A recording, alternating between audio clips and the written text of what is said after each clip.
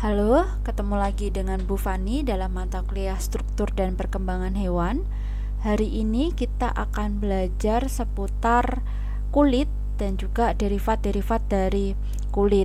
Nah, kulit dan juga derivat atau turunan dari kulit ini nanti akan menyusun suatu sistem yang disebut sebagai sistem integumen.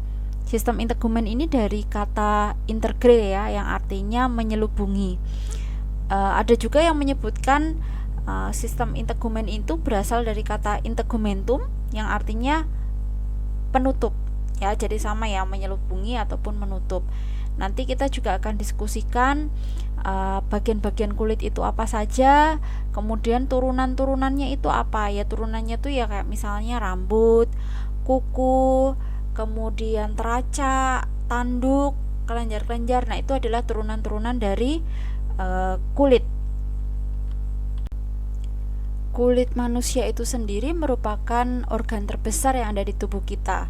15% dari berat tubuh kita ya, sekitar 15% berat tubuh kita itu asalnya dari kulit yang menyelubungi seluruh tubuh kita. Nah, ada seorang ahli anatomi Skotlandia yaitu Profesor Lockhart. Beliau menyebutkan bahwa tidak ada mantel ajaib yang dapat dibandingkan dengan kulit dalam berbagai perannya, berupa kedap air, penghangat, tabir surya, pelindung, pendingin, sensitif terhadap rasa raba, suhu, dan juga nyeri. Kemudian dia tahan dipakai dan dapat memperbaiki diri sendiri. Ya, kulit kita itu kan dia sangat cepat ya proses regenerasinya. Tidak hanya berfungsi sebagai pelindung saja, namun dia ini juga punya fungsi sebagai termoregulasi, ormoregulasi, dan juga fungsi-fungsi yang lain. Sekarang kita akan lihat fungsi dari kulit itu apa saja. Yang pertama adalah fungsi perlindungan terhadap pengaruh panas, dingin, bakteri, parasit dan lain sebagainya. Ini jelas ya teman-teman, ketika kalian itu berangkat dari rumah atau dari kos-kosan misalnya menuju ke suatu tempat, itu di jalan juga pastikan banyak debu, banyak kotoran, banyak mikroorganisme, banyak bakteri. Ada cuaca yang panas terik, bisa jadi hujan badai yang anginnya dingin ya. Nah, kalau kita tidak ada kulit ini, maka tidak akan ada yang melindungi tubuh kita. Ya, ini sebagai perlindungan pertama. Ya.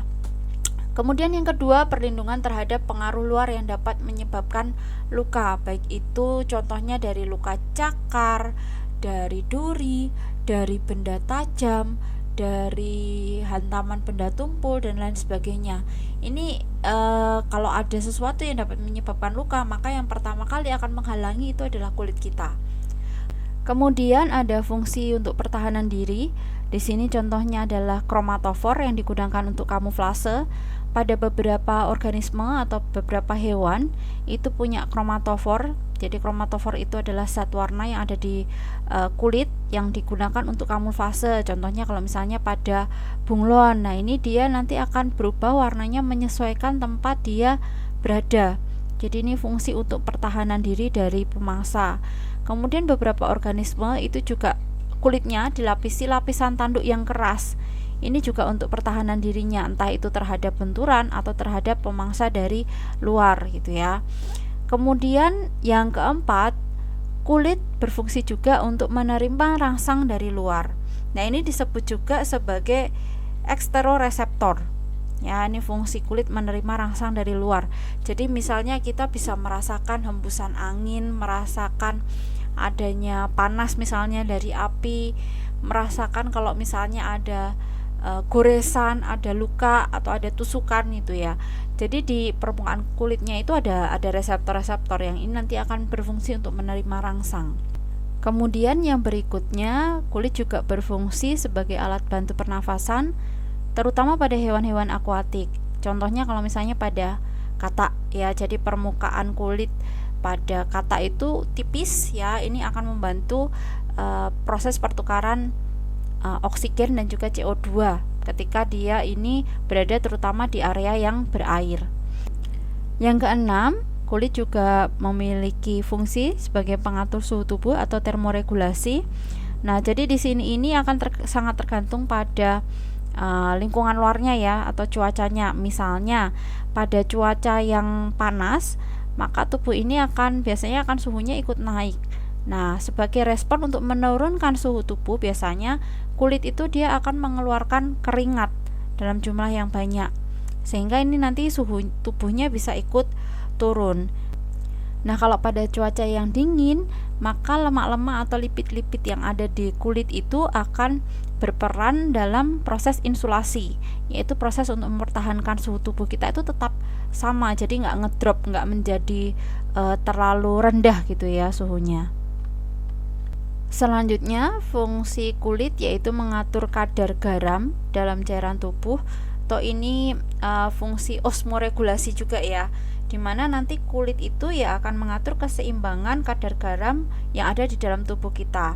Ketika terlalu banyak garam yang ada dalam tubuh kita, nah ini maka bisa juga nanti dikeluarkan bersama dengan keringat. Ya, termasuk ini nanti berkaitan dengan poin ke-8, fungsi kulit untuk pembuangan sisa-sisa metabolisme.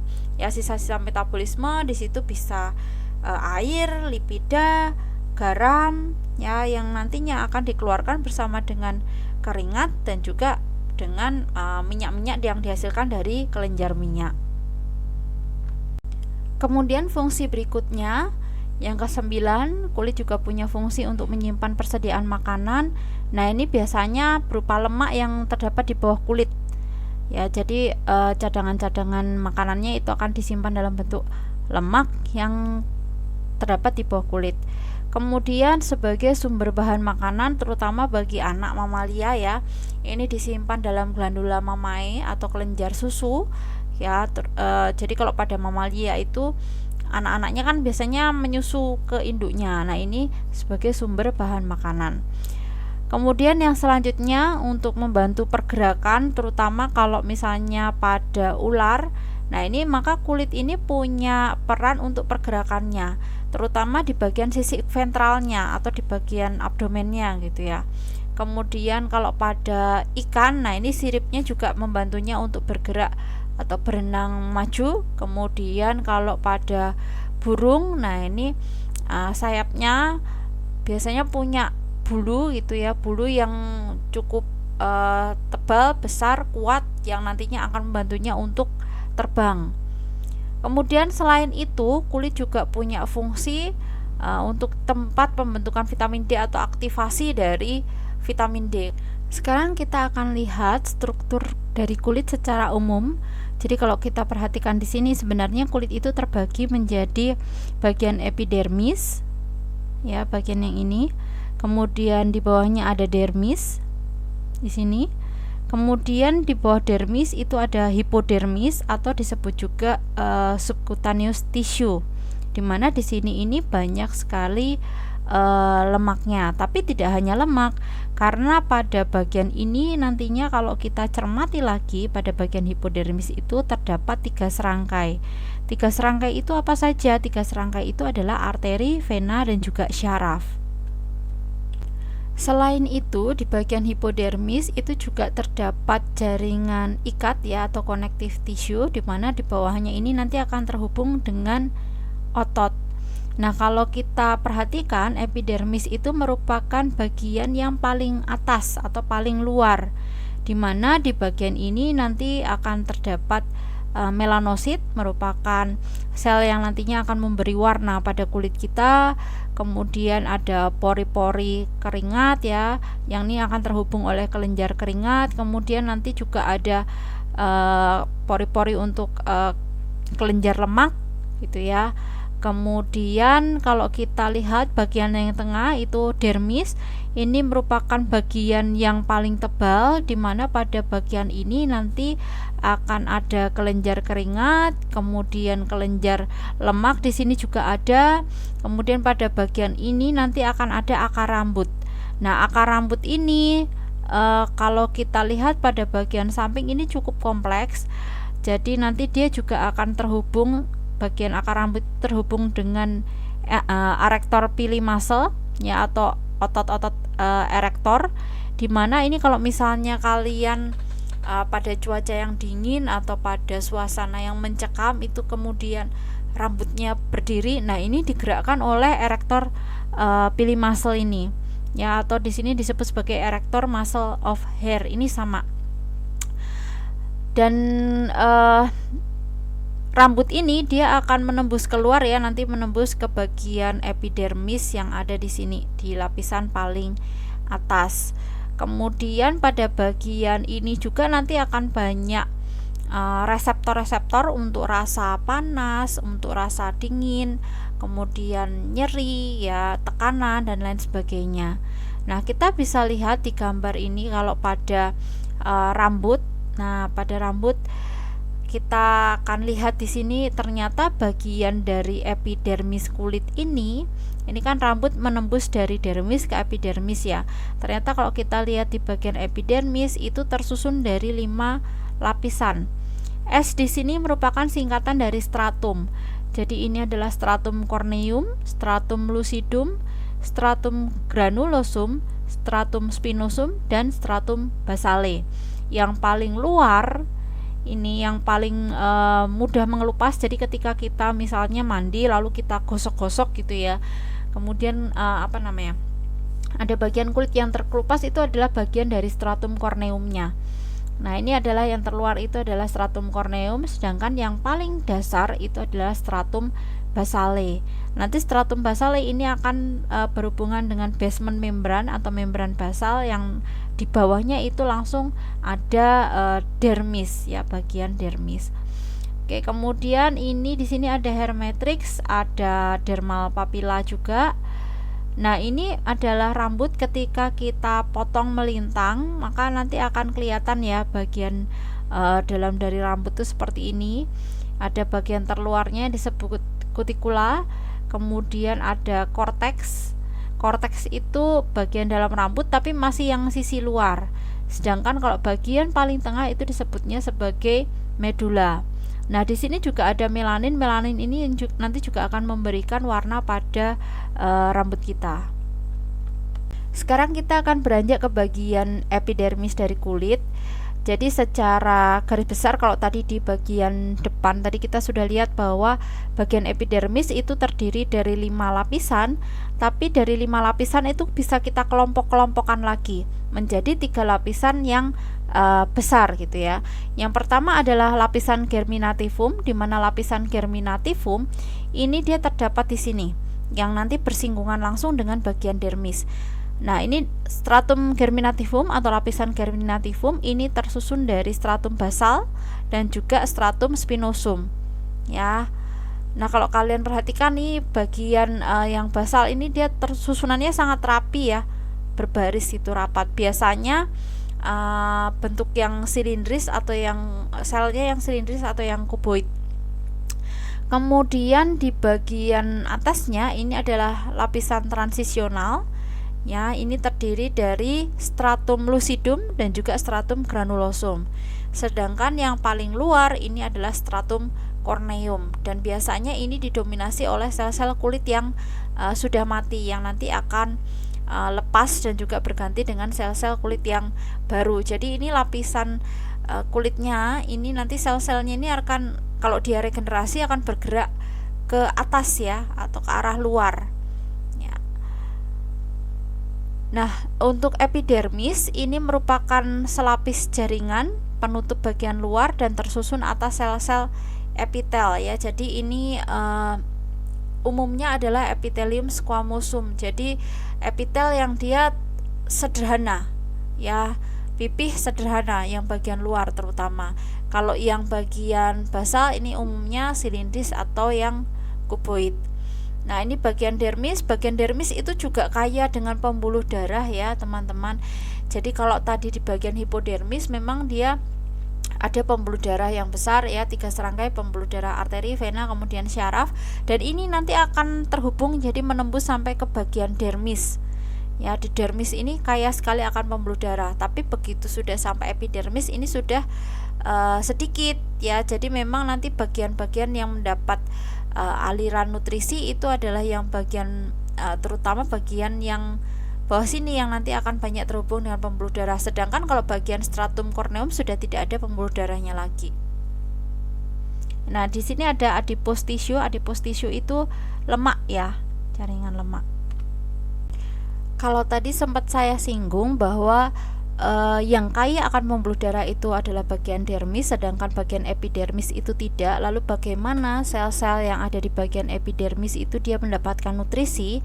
Nutrisi di sini ini diperoleh dari adanya difusi, ya, difusi dari bagian dermis ini. Jadi misalnya ada vitamin, ada sumber-sumber energi yang nanti dibutuhkan untuk regenerasi sel itu akan berdifusi melewati bagian ini, menembus membran basalis, kemudian ke bagian stratum yang ada di sini. Nah, ini akan digunakan untuk proses proliferasi dan juga regenerasi dari sel-sel di bagian epidermis. Ini adalah gambaran mikroskopiknya kalau kita bandingkan dengan gambaran yang memang ada digambarkan secara visual ya, yang untuk memudahkan kita membedakan tiap bagiannya. Kalau secara mikroskopik seperti ini bagian dermisnya ya, kemudian di atasnya ini adalah stratum basale. Di sini ini ada membran basalis ya yang memisahkan. Kemudian di atas stratum basale ada stratum spinosum. Kemudian di bagian ini ada stratum granulosum, stratum lucidum, dan yang paling atas ini adalah stratum corneum. Nah, ini kalau gambar di samping kanan ada keterangan tambahannya atau informasi tambahannya. Ini yang berwarna coklat ini adalah melanosit yang nanti akan memberikan warna pigmen gitu ya, memberikan warna pada kulit kita. Kemudian ini ada epidermal dendritic cell. Ini dia punya fungsi untuk pertahanan ya. Untuk kalau sel dendritik itu untuk pertahanan, jadi punya peran ketika ada invasi dari suatu benda asing atau dari organisme asing, ini yang nanti akan menghancurkan atau memusnahkan benda asing tersebut. Kemudian di sini ini basement membrannya, ini ada taktik sel di sini taktil ya. Taktil sel di sini ini punya peran sebagai reseptor atau sensor untuk peraba ya, sel peraba. Di sini juga ada sensory nerve ending. Jadi sel di sini ini akan terhubung ke saraf. Ya, kalau kita lihat di sini ini adalah bagian keratinosit yang dia masih hidup. Ketika bergerak ke atas ini akan kehilangan daya hidupnya ya, atau kehilangan viabilitasnya. Nah, lama kelamaan dia akan memipih, nanti selnya akan menjadi sel yang pipih. Kemudian bagian terluar ini sudah mati ya. Pada gambaran mikroskopik ini kita bisa melihat, nah ini di sini ada stratum basale. Kalau teman-teman perhatikan, stratum basale itu ciri khasnya sel-selnya itu tertata rapi ya, dan berderet-deret di atas membran basalis. Jadi ini dia membentuk seperti garis ya. Ini berarti ini adalah stratum basale. Nah, di atas stratum basale itu ada stratum spinosum. Kalau di sini ada keterangannya, ini adalah sel yang sedang mengalami mitosis ya, atau sel yang mengalami pembelahan. Memang pada stratum basale dan stratum spinosum itu selnya itu aktif membelah, jadi aktif melakukan proliferasi. Kemudian kalau kita lihat lagi di bagian bawah ini ya, ada keterangannya. Di sini adalah sel-sel dari stratum spinosum. Kemudian kalau kita lihat ini di antara sel-selnya itu ada garis-garis. Nah, garis-garis ini merupakan desmosom. Mungkin kalian masih ingat pada mata kuliah biologi sel, ini merupakan salah satu jenis dari cell junction atau ikatan atau kaitan antar sel gitu ya. Nah, ini adalah desmosomnya. Kemudian, nah ini di sini ada tactile corpuscle ya, atau Meissner corpuscle. Yang ini nanti merupakan salah satu reseptor yang ada di kulit.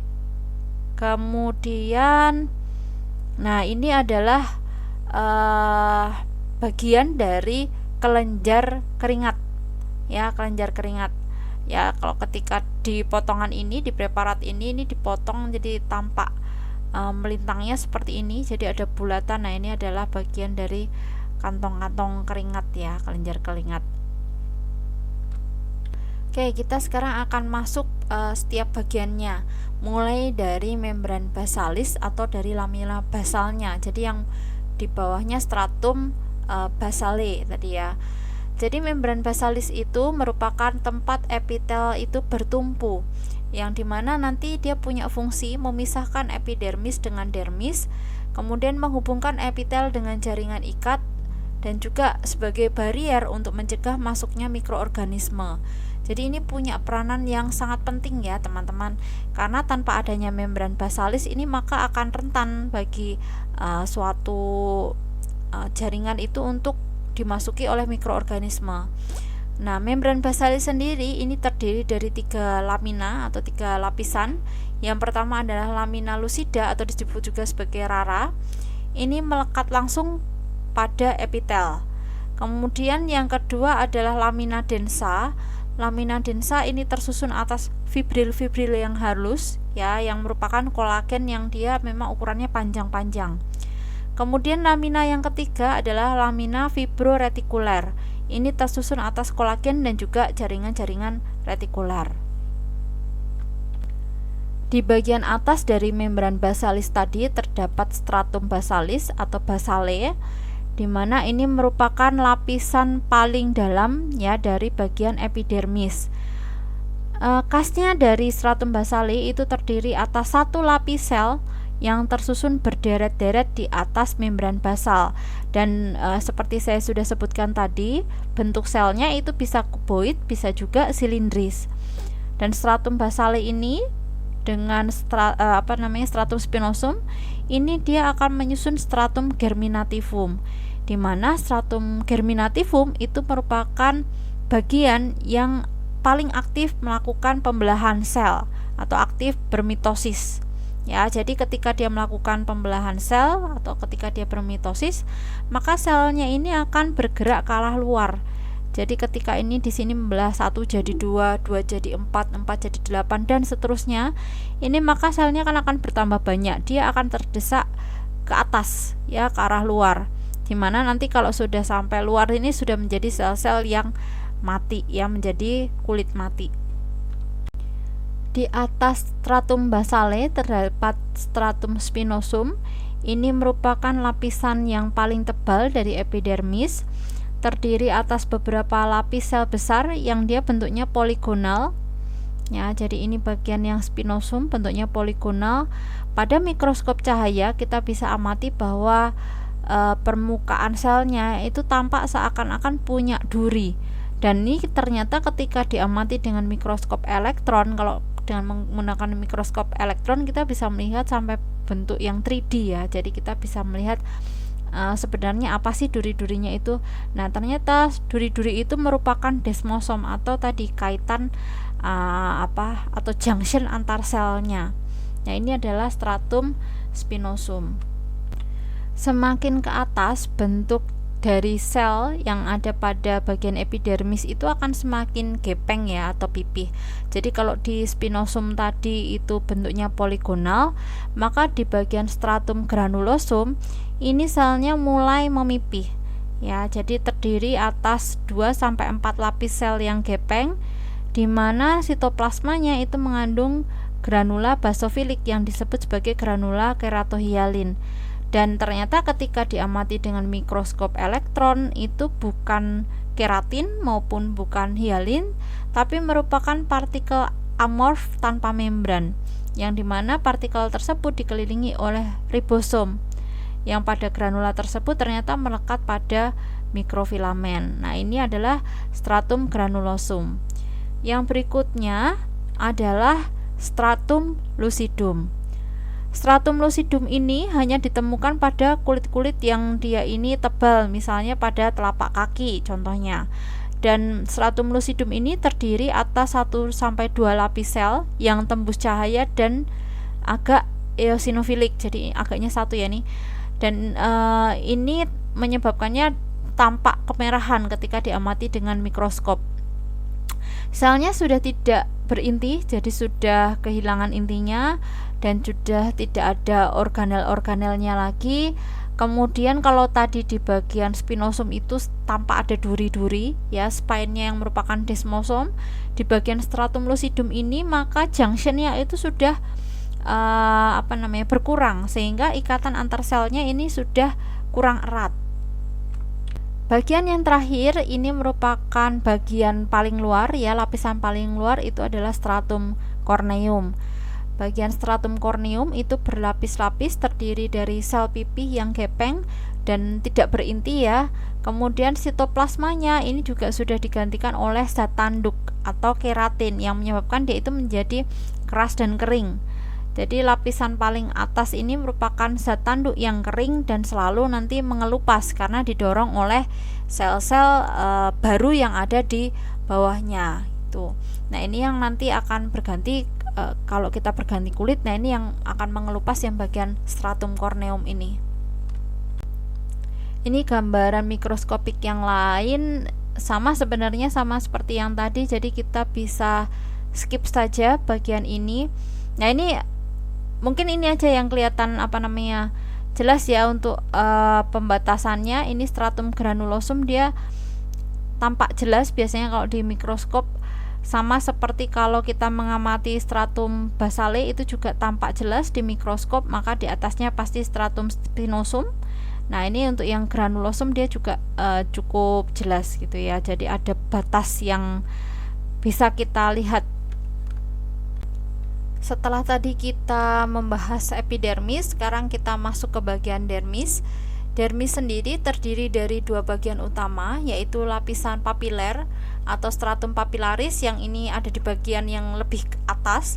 Kemudian lapisan retikuler atau stratum reticularis ini yang ada di sisi bawah. Nah, bagian dermis ini dia terdiri dari jaringan ikat, baik itu serat elastis dan juga kolagen, di mana komponen utamanya sendiri itu merupakan jaringan pengikat kolagen ini. Nah, komponen-komponen lain yang ada di dermis tadi juga sudah saya sempat singgung dari gambar di awal, bahwa di sana juga ada pembuluh darah, ada syaraf. Jadi ini 3 serangkai ya, ketika ada pembuluh darah biasanya ada syaraf. Jadi ada arteri, vena, syaraf, kemudian ada pigmen, kemudian ada kelenjar-kelenjar multiseluler termasuk kelenjar keringat, kelenjar minyak gitu ya. Kemudian basis rambut atau akar rambut itu juga ada di sana, basis rambut atau bulu, dan juga otot-otot erektor ini banyak terdapat di dermis. Nah, dermis sendiri tadi ada dua bagian ya, dermis papillari dan juga dermis retikular. Bagian papillari ini adalah bagian yang tipis, kemudian mengandung jaringan ikat yang jarang. Serat kolagennya ini tersusun vertikal ya, jadi ke atas-atas menembus dalam papila dan mengelilingi folikel dari rambut. Sedangkan untuk dermis yang retikular itu dia lebih tebal, terdiri dari jaringan ikat yang padat dan juga serabut kolagen yang tebal. Lapisan yang terakhir adalah hipodermis atau lapisan subkutan. Lapisan ini terletak di bawah dermis ya, jadi ini bagian dermis, ini adalah bagian hipodermis atau subkutan layer. Di bagian ini nanti terdapat jaringan adiposa. Adiposa itu jaringan lemak, kemudian pembuluh darah, kemudian pembuluh limfa, kemudian syaraf dan juga jaringan ikat. Jadi 3 serangkai pasti ada di sini. Jaringan pembuluh limfa ini nanti yang dia akan berperan pada sistem imun ya teman-teman, sistem limfatika. Kemudian fungsinya untuk apa hipodermis? Fungsi hipodermis yang pertama untuk penahan benturan, karena pada bagian ini dia juga cukup banyak lemaknya ya, sehingga ini lemak di sini dia juga berfungsi untuk penahan benturan.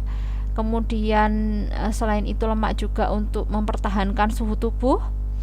Kemudian jadi lemak ini punya fungsi insulasi ya, jadi pada cuaca yang dingin bagaimana tubuh itu mempertahankan suhunya agar tidak turun tadi.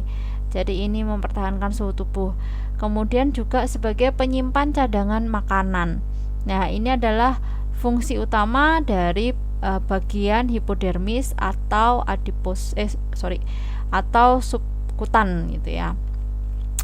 Nah, kalau kita perhatikan di sini nanti teman-teman perlu pahami dari gambar ini bagian-bagiannya ini sering juga saya keluarkan pada saat ujian gitu ya.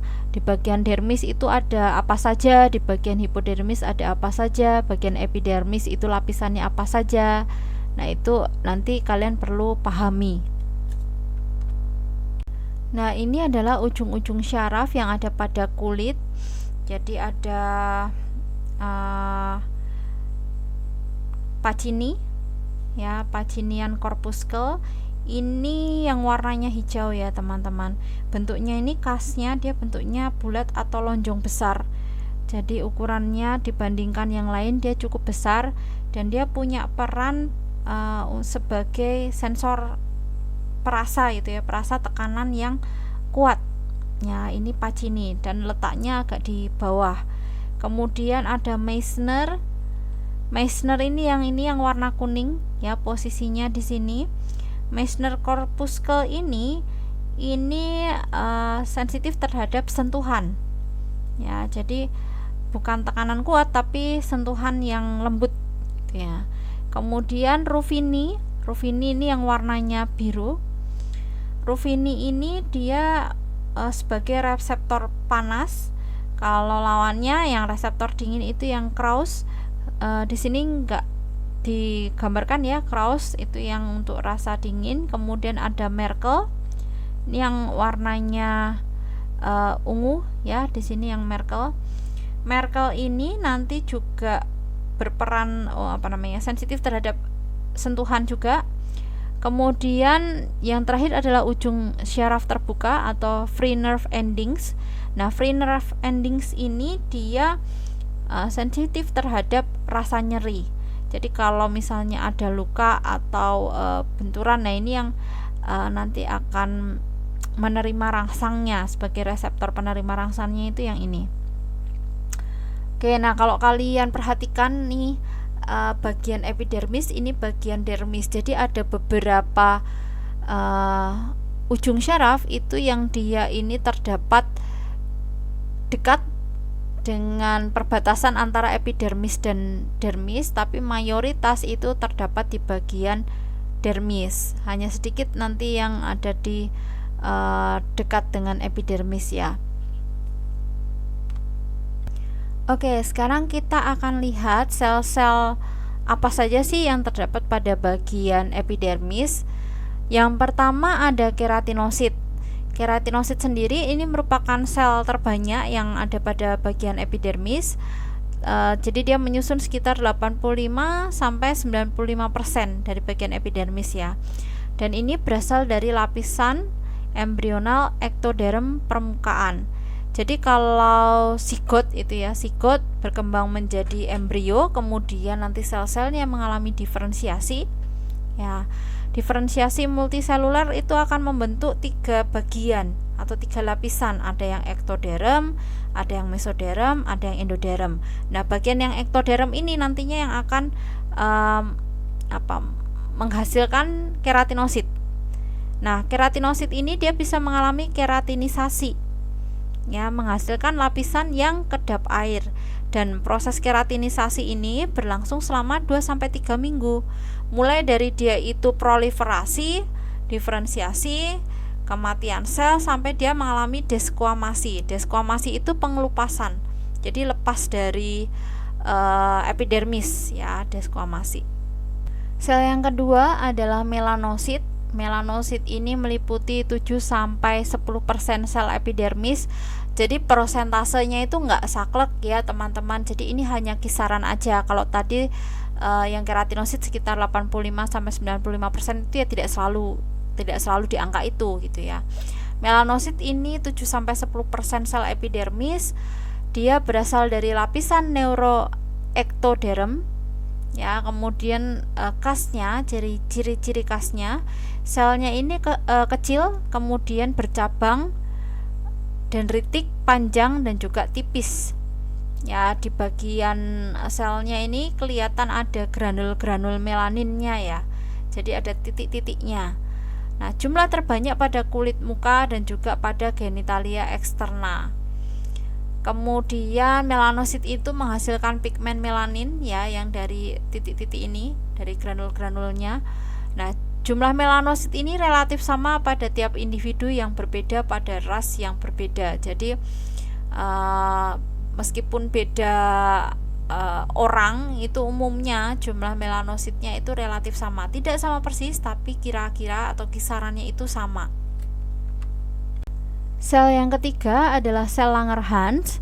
Ini merupakan sel dendritik yang bentuknya itu stelata ya, atau berbentuk bintang. Ditemukan di antara keratinosit pada daerah atas stratum spinosum. Ya, kemudian permukaan selnya itu mempunyai reseptor permukaan penanda imunologis yang mirip dengan makrofag. Jadi dia ini juga nanti akan punya peran pada sistem pertahanan tubuh atau sistem imun. Fungsinya sebagai apa? Dia fungsi utamanya sebagai APC ya, atau antigen presenting cell.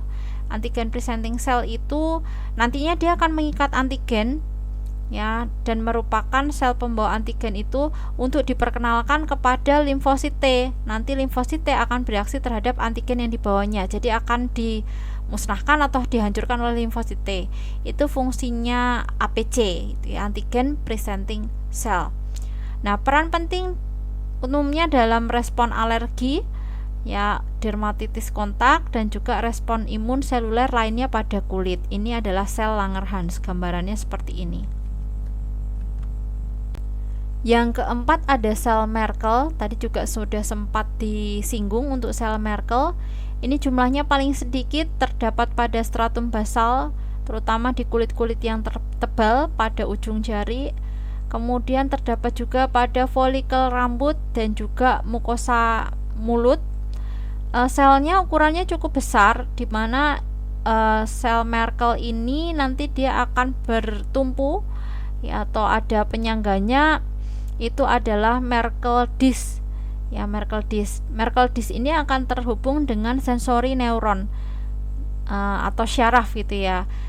Ini punya peran sebagai mekanoreseptor. Biasanya banyak juga yang bertanya-tanya, mengapa sih warna kulit orang itu berbeda-beda?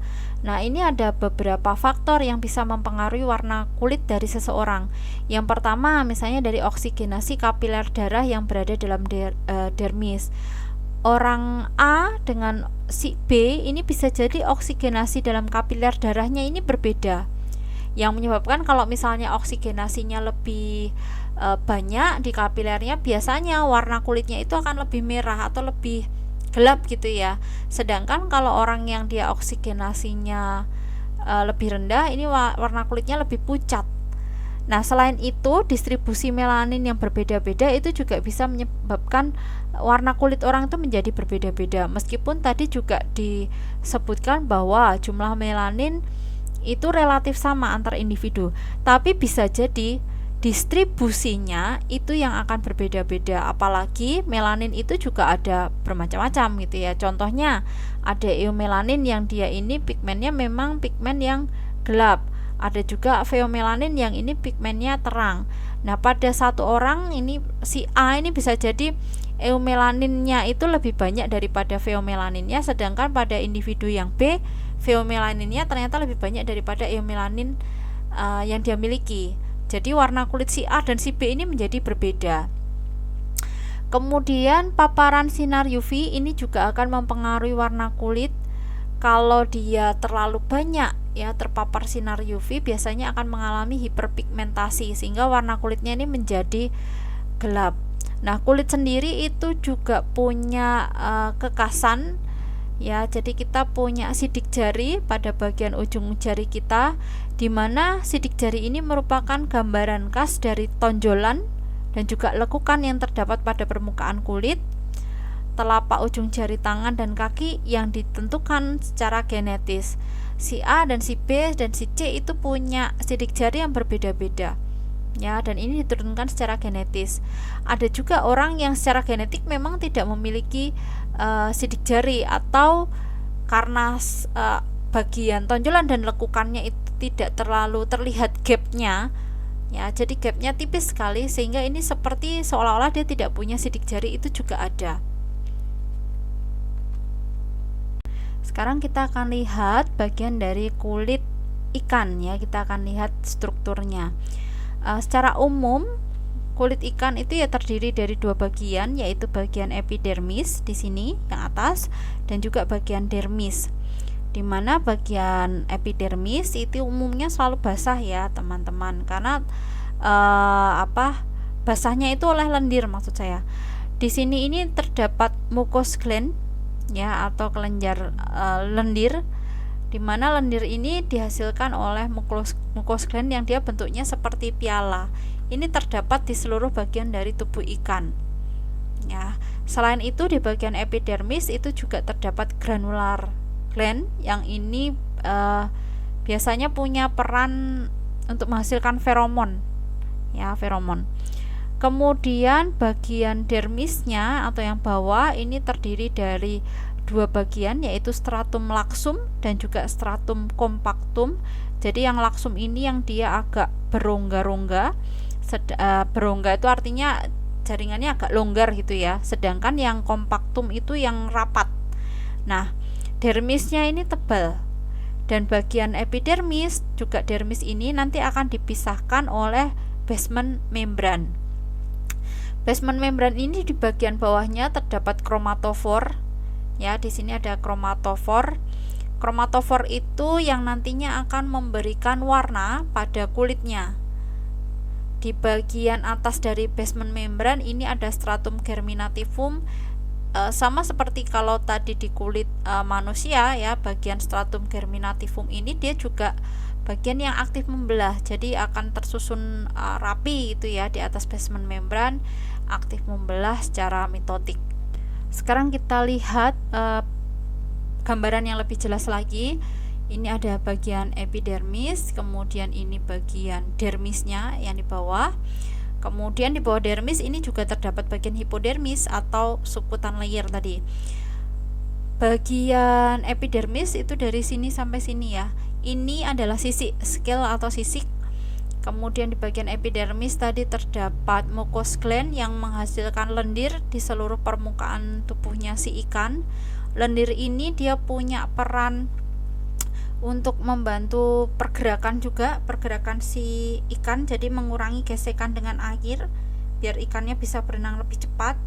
Dia juga punya peran sebagai osmoregulasi, kemudian punya peran juga untuk mencegah adanya infeksi, menutupi kalau ada terjadi luka, dan pada beberapa ikan lendir itu berfungsi untuk menghindari diri dari kekeringan ya, kekeringan.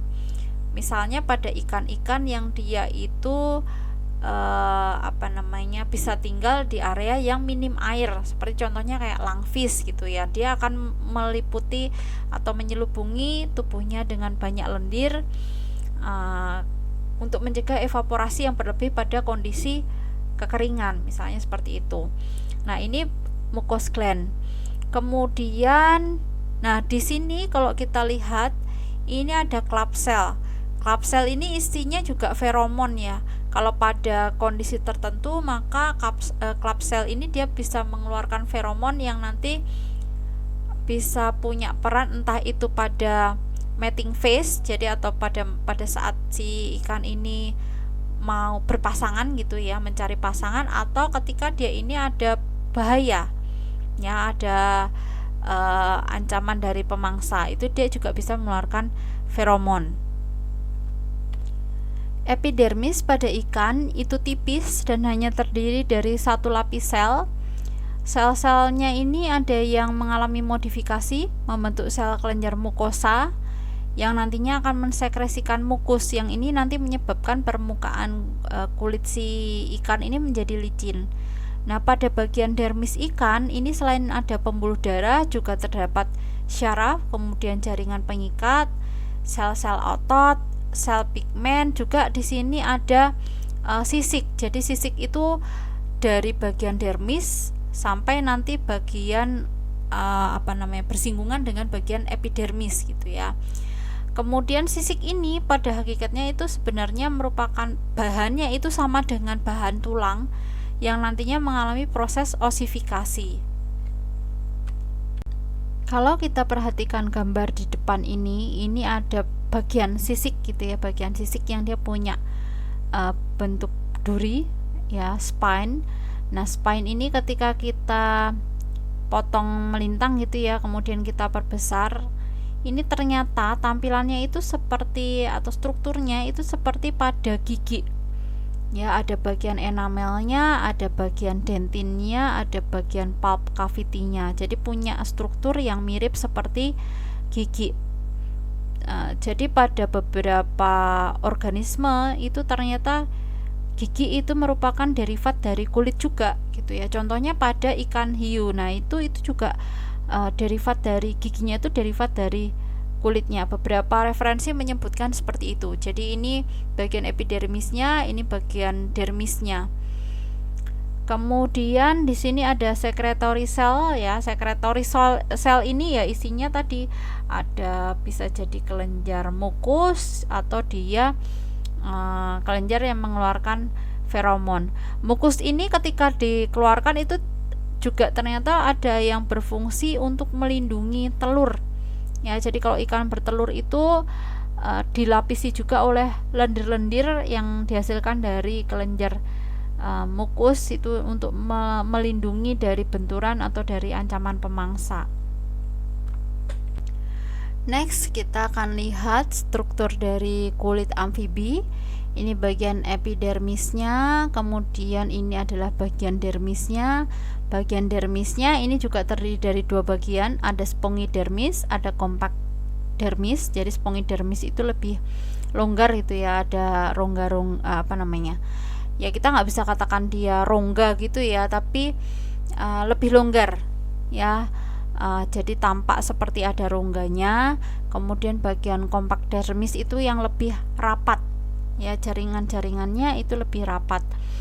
Dan di sini bagian spongidermis itu terdapat mucous gland dan juga poison gland. Jadi poison gland ini isinya ya, ini kelenjar racun ya, kelenjar racun. Jadi zat-zat yang beracun umumnya akan dikeluarkan ketika ada ancaman dari pemangsa atau ancaman dari lingkungan luarnya. Kemudian kelenjar lendir di sini.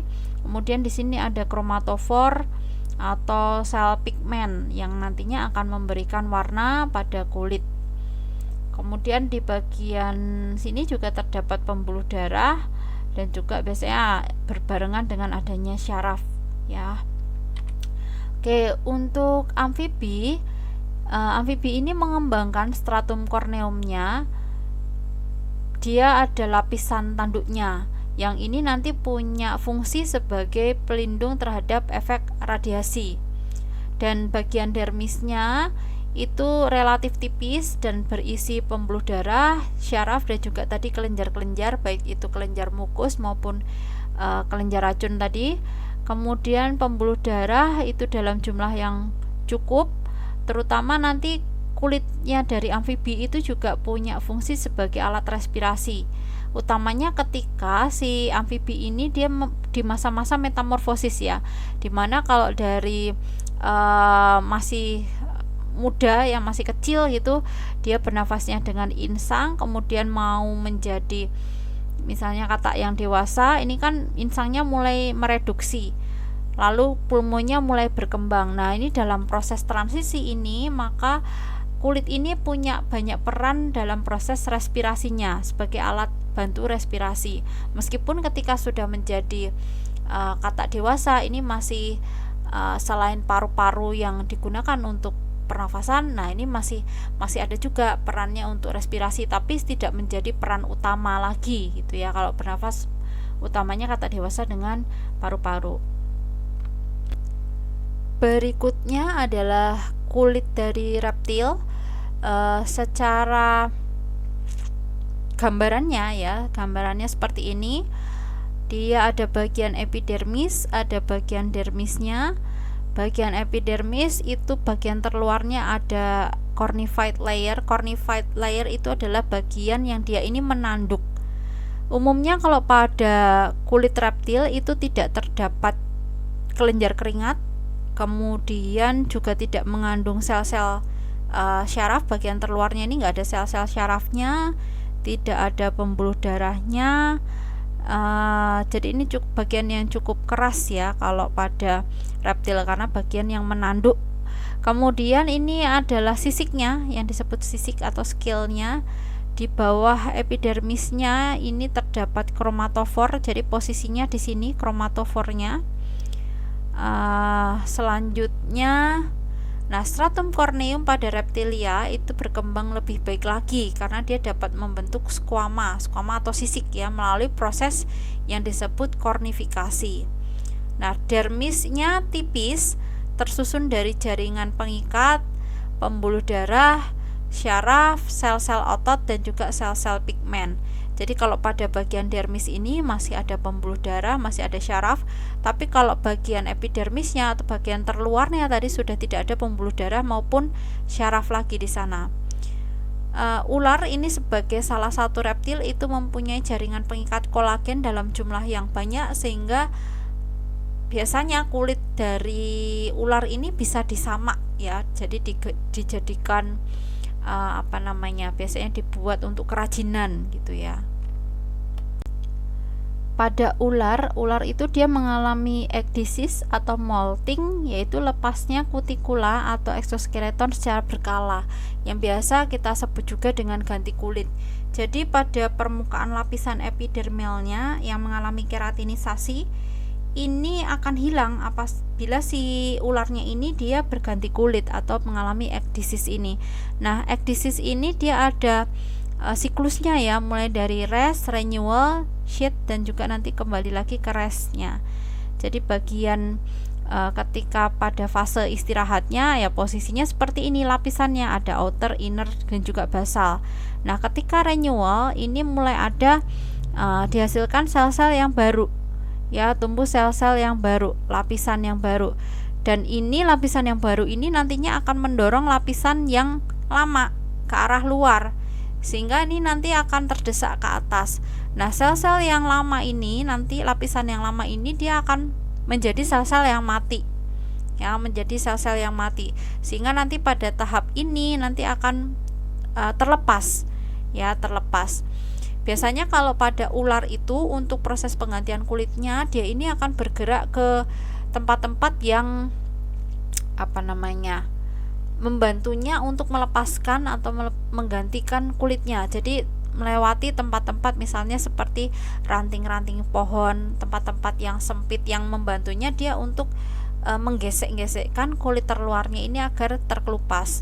Nah, nanti kalau sudah terganti maka akan kembali lagi ke fase istirahatnya dengan lapisan seperti ini lagi, kembali ke lapisan outer, inner, dan juga basalnya. Berikutnya adalah aves. Ini adalah struktur dari kulit aves, terdiri dari bagian epidermis, dermis, dan tentu saja di bawahnya ini juga ada suputan ya. Tapi kalau di gambar ini kita bisa lihat bagian epidermis itu terdiri dari stratum basale. Kemudian di atasnya ada transitional layer ya, atau lapisan transisional. Kemudian ada stratum corneum. Di sini ini banyak juga terdapat melanin granul ya, atau butir-butir melanin. Kemudian sel-sel epidermal. Kromatofor ini terdapat di sini ya, kromatofor ini yang nanti memberi warna. Dia bisa tersebar di bagian epidermis maupun bagian dermisnya. Jadi di dermisnya pun juga terdapat kromatofor. Epidermis pada burung itu tipis dan halus, kecuali di area kaki dan lengan sayap. Apalagi kalau kaki itu, kalau kalian perhatikan kaki aves itu biasanya ada lapisan yang keras, yaitu lapisan yang menanduk gitu ya. Selain bagian kaki dan sayap atau lengannya, ini semuanya tipis ya bagian epidermisnya. Kemudian dermis pada aves itu tipis, tersusun atas jaringan pengikat, syaraf, pembuluh darah, dan juga sel-sel otot polos. Pada kaki stratum corneumnya itu membentuk sisik atau squama, jadi seperti ini. Jadi ada bagian yang keras, Kemudian bulu yang menutupi tubuhnya itu merupakan modifikasi dari stratum corneum, ya, atau bagian dari epidermis paling luar. Kemudian kelenjar minyak pada burung itu adalah modifikasi dari sel-sel epidermis dan disebut sebagai glandula uropigialis. Ini banyak terdapat di bagian ujung ekornya. Ya, jadi si burung ini biasanya juga akan meminyaki bagian dari bulunya. Jadi nantinya berfungsi untuk kalau misalnya dia ini ya biar tidak mudah basah, terutama apalagi kalau kena air hujan gitu misalnya. Nah, ini untuk mencegah dia ini basah, karena kalau sudah basah ini akan berat untuk dia itu bisa terbang. Jadi memang bagian tubuhnya itu diminyaki, ya, jadi ada lapisannya yang tahan air. Selanjutnya adalah struktur dari kulit mamalia. Mungkin dari sini tidak terlalu saya singgung lagi karena tadi sudah banyak kita bahas di awal.